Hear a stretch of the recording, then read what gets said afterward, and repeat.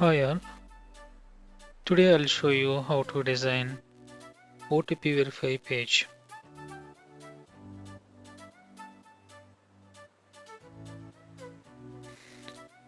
I taken one HTML page here.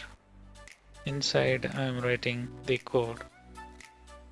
We needed on a class. Inside I can keep h1 and unmortive tag.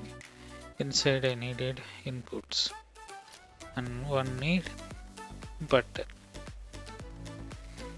For body I'm writing some of the CSS.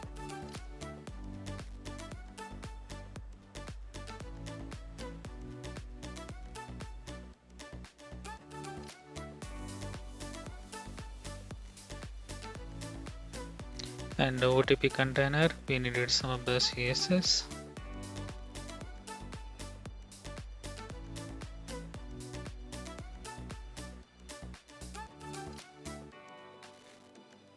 And OTP input, we needed some of the CSS as well. And for input, we needed width 40 pixels. Height should be 50 pixel. Front side I am taking as a 20 pixel. Text align should be center.